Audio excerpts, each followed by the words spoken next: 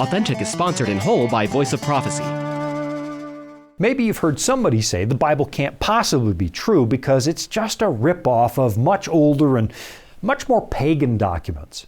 That's what we're going to look at on today's episode of Authentic. Welcome to Authentic. Shawn Boonstra explores real existential questions about the meaning of your life and how you can live a genuine human existence. Listen every week right here on this station or on your favorite podcatcher. Here's Shawn with this week's episode of Authentic. You know, there are all kinds of reasons somebody might question the claims of the Bible or the claims of Christianity, and some of those reasons are perfectly understandable. As one cheesy tabloid used to say, inquiring minds want to know. And if anybody is guilty of questioning just about everything, well, it's me. I'm not about to accept your claims at face value, and I expect that you would do the same. In fact, one of the reasons I do this show is because I'm convinced that the Bible holds up under scrutiny. So obviously, I can deal with honest questions, but what I don't waste my time on is dishonest questioning. And what do I mean by that? Well, I'm talking about the questions that obviously come with an agenda. The asker has already made up his or her mind about what they're going to believe, and there's really nothing I can say that's ever going to change that. In fact, it wouldn't even matter if an angel from heaven suddenly appeared to them. They're still not going to accept what it says in the Bible. There's a certain way of questioning that's really just a game of gotcha, like the questions the Pharisees asked Jesus in an attempt to embarrass him. Like this one that you find in John chapter 8, where the Pharisees take a woman they caught committing adultery and they threw her on the ground in front of Christ. "Teacher," they say, "this woman was caught in adultery in the very act," which kind of makes you wonder where the Pharisees happened to be when this was going on. "Now Moses," they said, "in the law commanded us that such should be stoned. But what do you say?" It's really a disingenuous question because they couldn't care less about what happened to the woman. It was a trick question and they thought it had no good answer. If Jesus said they should exercise mercy and let her go, they could run to the Sanhedrin and say that Jesus of Nazareth is undermining the teachings of Moses. But on the other hand, if Jesus said, look, if the law says put her to death, then put her to death, then they could run to the Romans and tell them that Jesus was making decisions about capital punishment. And that was something that the Roman government reserved to itself. So you can see, there was no good answer. And you probably know the rest of the story. Instead of taking the bait, Jesus bent down and started to write in the dirt. Now, the Bible doesn't explicitly tell us what he was writing, but the rest of the passage kind of gives it away. "He who is without sin among you," he said, as he created some of his dirt doodles, "let him throw a stone at her first." Now, we think he was writing because he was God in human flesh. He was writing a list of the Pharisees' personal sins, their deep, dark secrets. So, what did Jesus do with disingenuous questions? He refused to answer them. And because I tend to use Jesus as a model for how I should conduct myself, I usually refuse to deal with disingenuous questions. I mean, if the questions are honest, if they're coming from somebody who's actually trying to understand, I'd probably be all over that, time permitting, because, well, I usually get more questions in a week than I can possibly answer. But if I suspect it's a game of gotcha, I'm not going to play. Except for what we're going to talk about today, because unfortunately, some people have taken the work of disingenuous hucksters and believed it. So these are people who do have honest questions, even though they're questioning something they heard from a really unreliable source. And now I'm talking about this absurd idea that somehow early Christians borrowed their stories from ancient pagan sources. This idea that the gospel accounts found in the Bible are nothing more than a sloppy retelling of the Egyptian god Horus or the Persian god Mithras. It's a claim that falls apart really quickly once you start to actually examine it. But unfortunately, a lot of people just assume that the people teaching this nonsense know what they're talking about. Or worse, they believe this stuff because they saw a video on the internet. And a lot of people still subconsciously assume that if somebody went to the trouble of making a so-called documentary, well, there must be some truth to it. Look, I can tell you, there isn't. What these folks are doing is taking even the slightest parallel, the slightest similarity with pagan belief, and they make it seem very compelling by adding details they quite literally invented. And sometimes they'll throw in something that's actually true to make their claims seem a little more believable. For example, reputable scholars know that we really do have some pagan artifacts in our Christian religion that are cultural hangovers from the years when the pagan Roman Empire was transitioning to Christianity. The Emperor Constantine was the political catalyst for that transition, and from what we can tell, he adopted Christianity as the new state religion because he believed that Christians were so united they could serve as a kind of glue to hold his empire together. Constantine came to power at a time when the Roman Empire was anything but unified. And in the years leading up to his imperial takeover, he had worked with the Emperor Diocletian, a man who ruthlessly persecuted Christians, especially during the decade between 313 and 323 AD. What Constantine noticed is that Christians can be really stubborn people, and most of them refused to change their beliefs even though they were being threatened with death. Maybe I could use that to my advantage, Constantine thought, to help unify this empire. And of course, his mother also happened to be a practicing Christian, and so Constantine adopted the faith of Christ. After conquering the city of Rome at the Battle of Milvian Bridge, he actually refused to offer the usual sacrifices to the pagan gods, and he even granted the Lateran Palace to the Roman bishop, who essentially had been living in a shack on the other side of the Tiber River. This was a really pivotal moment in the history of Western Christianity. But simply declaring the empire to be Christian doesn't magically make it so. Most of Constantine's subjects continued life with their pagan beliefs.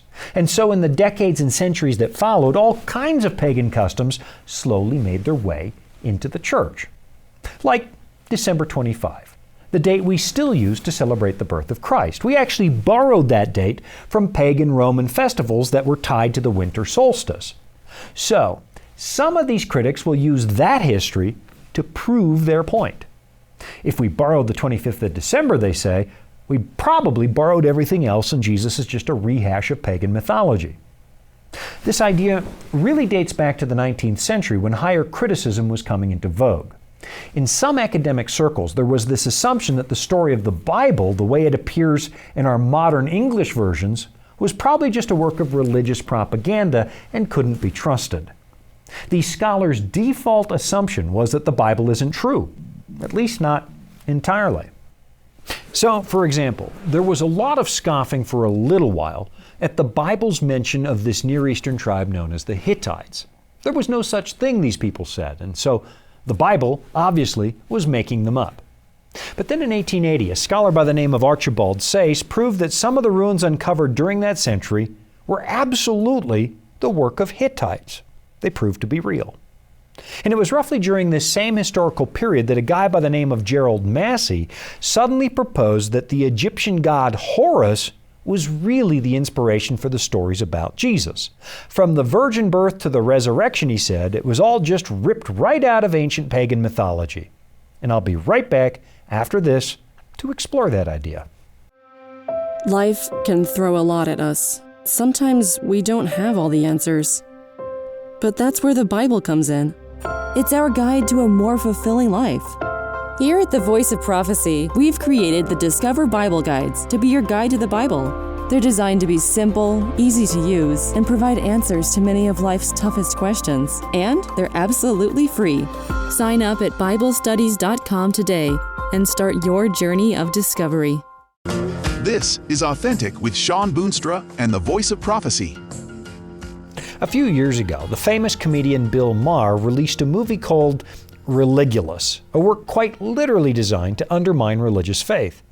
And at one point, you see him taunting a believer with this idea that Jesus is nothing more than a rebranded Horus. And it's an idea that he really took from the work of Gerald Massey. Written in 1280 BC, he says, the Book of the Dead describes a god, Horus. Horus is the son of the god Osiris, born to a virgin mother. He was baptized in a river by Anup, the baptizer, who was later beheaded.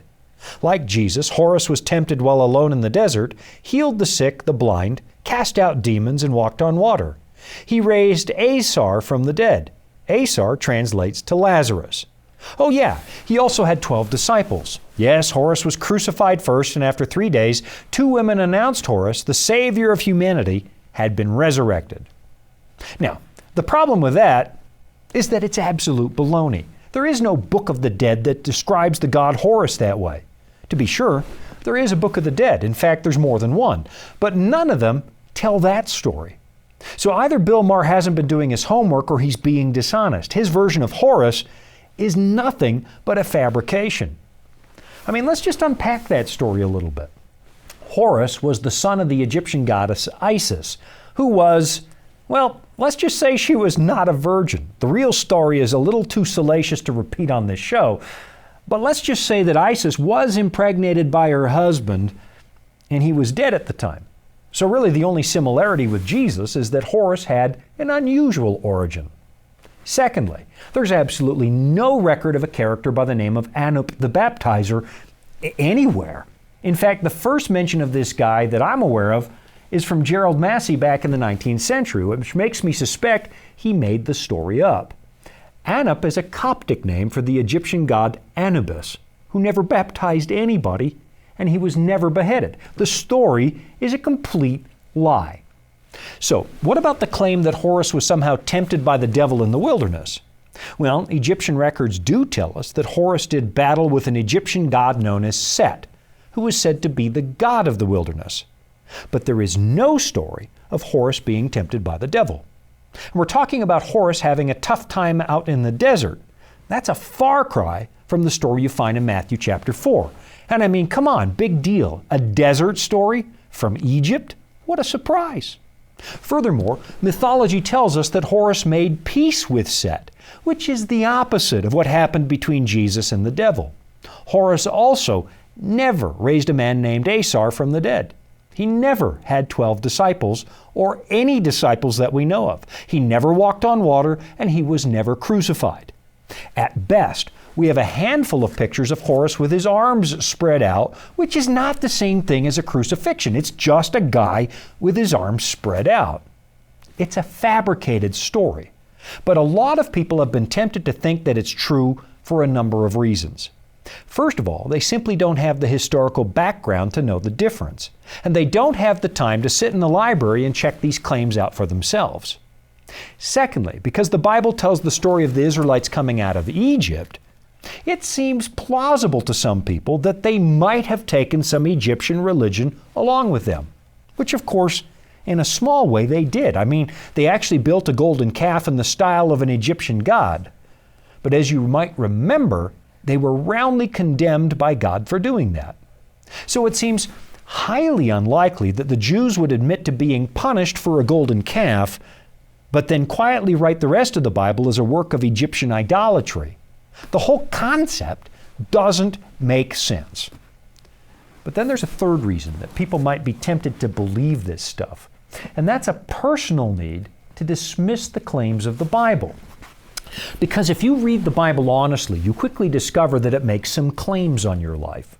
It says that you and I are the work of a creator, and as such, he has some moral claims on this universe. So if what the Bible says is true, it means something about the way you're going to choose to live your life. And after being exposed to what the Bible says, if you really don't like it, you're probably going to leap at any theory that proposes that the claims of the Bible are mere fiction. Now again, I'm not really addressing people who have honest questions, because there are honest questions about the Bible, and I have some myself. But right now, what I'm driving at is people who want the Bible to be falsified for personal reasons. They're not really interested in an honest exploration. So, now let's move on to another claim.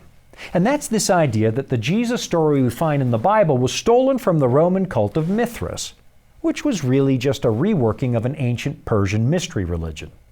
This is probably one of the most popular versions of the Pagan Jesus theory, and so it really merits a little bit of thought. There are a few points of similarity, but they're superficial.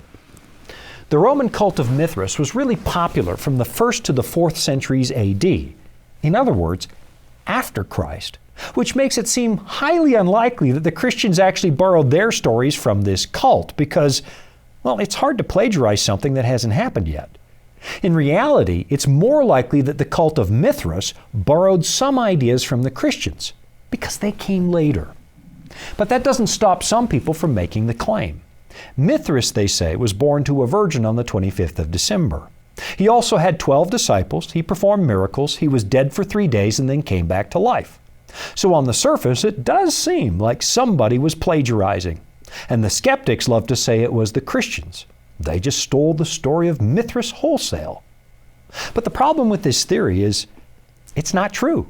There is no record of Mithras being born on the 25th of December. And even if there was, that wouldn't mean much because he's a pagan deity. And there's just no question that December 25 was a significant date in the pagan world. The Bible never says Jesus was born on that day. And most Christians are perfectly aware that we borrowed that date from the pagans of Rome. It was a celebration of the return of the sun god, once the days started getting longer again after the winter solstice. But the only connection we even have with that concept is the story that Mithras was a friend of the sun god. Was Mithras born to a virgin? No, absolutely not. Ancient pagan artworks show him being born from a rock with a sword in his hand. There's also no record of Mithras having 12 disciples, although I've been given to understand that we have found one image of Mithras surrounded by the 12 signs of the zodiac. But the only thing that has in common with the biblical story is the number 12. That's a bit of a stretch. I mean, give me a break. Taurus, Leo, and Scorpio are not Peter, James, and John. And this idea that Mithras died and was resurrected on the third day, go look for it. It's a story that doesn't exist anywhere. And so it goes with all the other comparisons. There are people who say that Jesus is just a retelling of the Hindu god Krishna.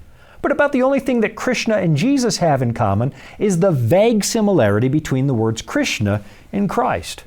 Other people say that the story of Jesus is just a retelling of the Phrygian god Attis, and others say he's just Dionysus. But under even basic scrutiny, all these stories fall apart. They're nothing more than wishful thinking. Listen, across all cultures and all times, there are lots of ideas and experiences that are common to everybody, like the problem of suffering and death or the meaning of life. All of us hurt. All of us weep. And we all experience fear. Once upon a time, most of us had to figure out where our food was going to come from every single day. And if you had a bad harvest, it meant that people were going to starve to death. So really, is it a mystery that so many stories from so many cultures dwell on those themes? Absolutely not. It's exactly what you would expect. I'll be right back after this. Here at the Voice of Prophecy, we're committed to creating top-quality programming for the whole family, like our audio adventure series, Discovery Mountain. Discovery Mountain is a Bible-based program for kids of all ages. Your whole family will enjoy the faith-building stories from this small mountain summer camp and town. With 24 seasonal episodes every year and fresh content every week, there's always a new adventure just on the horizon. Check it out today at discoverymountain.com. This is Authentic with Shawn Boonstra and the Voice of Prophecy. You know, sometimes I really struggle to understand why anybody would want the story of Jesus to be untrue. I mean, we've already touched on the idea that if God is real, it makes us accountable to Him. But I think that's only part of the picture. Paganism and Christianity existed side by side in a really uneasy relationship for a really long time in Western Europe. In fact, judging by some accounts, that coexistence between pagans and Christians may still be happening, at least in places like Iceland, where construction on the country's first pagan temple in 1,000 years has been underway now since 2017.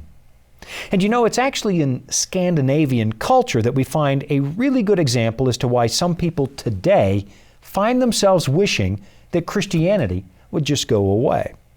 Go back about 1,000 years to the golden age of the Vikings, and you'll find Norwegian kings doing something that had been going on for centuries in the Germanic countries further to the south. Some of these kings attempted to force their subjects to become Christian.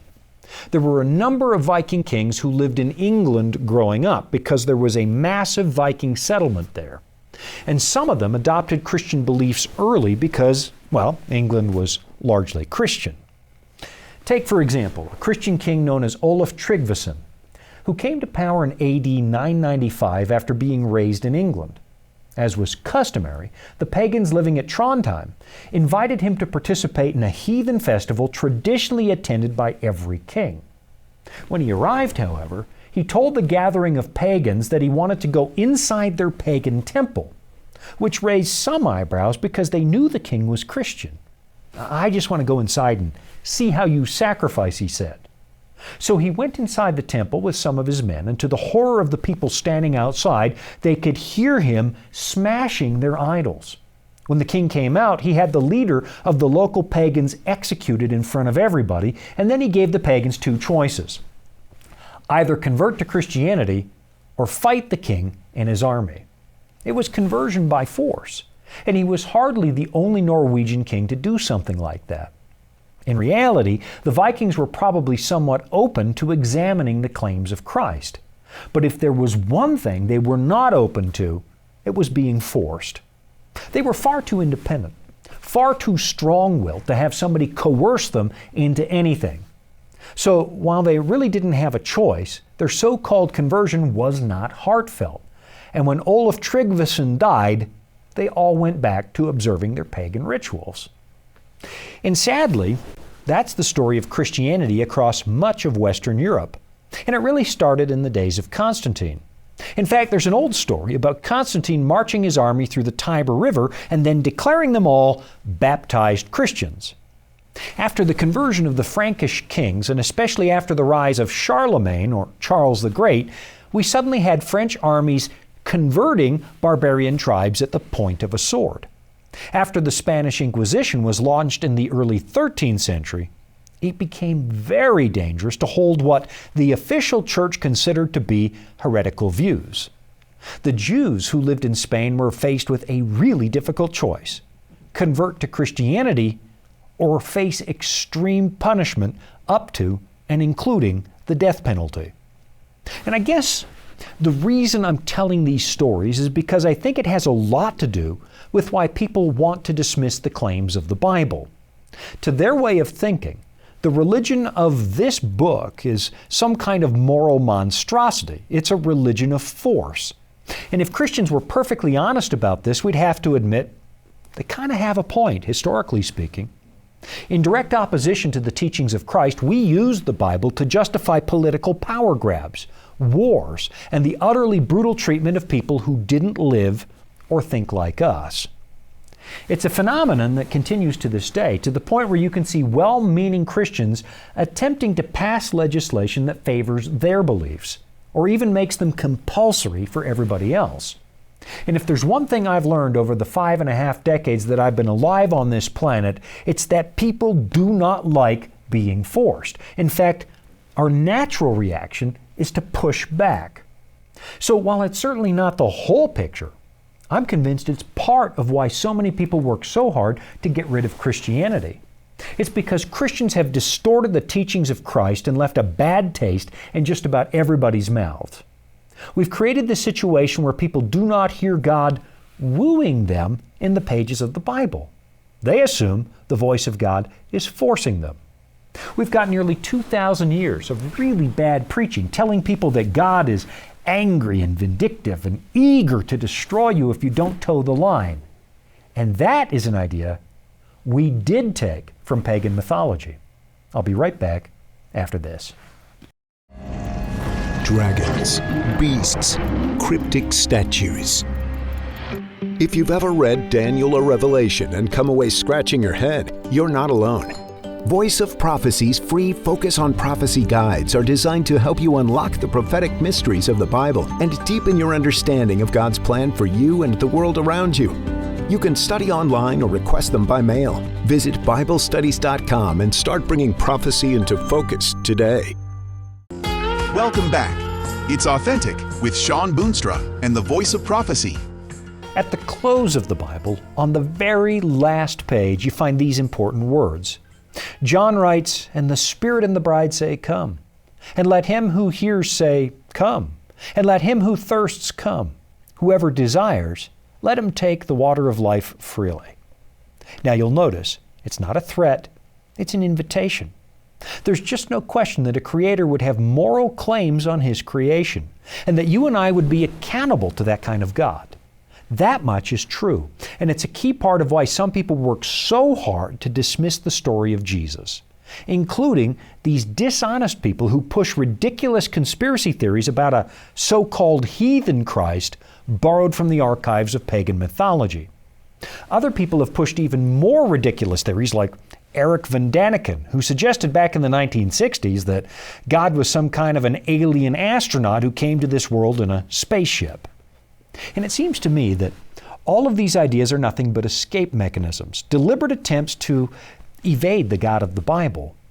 And a lot of people want to dismiss the God of the Bible because they're convinced that he's some kind of really unpleasant God. And sometimes they tragically come to that conclusion because of our behavior, the Christians. And here's what I find so terribly unfortunate. If people would only take the time to read the Bible honestly, they'd find a God who defies almost all of our expectations. I mean, yes, he does call sin by its right name. And the human race really does have a very serious moral problem. The Bible doesn't sugarcoat the reality of our fallen nature and our broken relationship with God. It doesn't hold back when it tells us that we're guilty. But at the same time, we find this God of love, a God who is willing to risk everything, and I mean absolutely everything, to save us. You know, there's another thing that happens when you read this book, and I'm going to encourage you to give this a try. I mean, go ahead, read some pagan mythology. Immerse yourself in the stories of Olympus or Valhalla, and then come back and read the Gospels. Why? Because the idea that the story of Jesus was based on pagan myths is going to evaporate if you do this, because this book reads nothing like those ancient pagan myths. Even non-Christian scholars, and I emphasize the word scholars, recognize that Jesus is an historical reality. He actually lived, and there's no getting around the fact that he was the most remarkable human who ever walked the face of the earth. In other words, there's no rejecting Jesus on historical grounds, the way that Gerald Massey and his disciples would have you think. You can only reject Christ on the basis of philosophy. And even that becomes difficult if you're honest with what the Bible actually says. And let's be honest. If Jesus was just another retelling of pagan mythology, then why did the pagans of Western Europe have so much trouble adopting Christianity? If it was practically the same, that wouldn't make sense. So maybe give the Bible another try, and we'll give you a hand if you want. Just go to BibleStudies.com and you'll find a free Bible course we just want you to have. And I think you'll find that the person of Jesus we find in the Bible is worlds apart from the heroes and gods of the pagans. And you'll quickly discover it's not this book telling lies about Jesus. That's the work of the conspiracy theorists. Thanks for joining me. I'm Shawn Boonstra, and you've been watching Authentic. You've been listening to Authentic, sponsored by Voice of Prophecy. Remember, you can listen every week right here at the same time. And thank you. Authentic is funded by listeners just like you. You can support at voiceofprophecy.com. That's also where you can find all the episodes you missed, or where you can listen again. That's voiceofprophecy.com.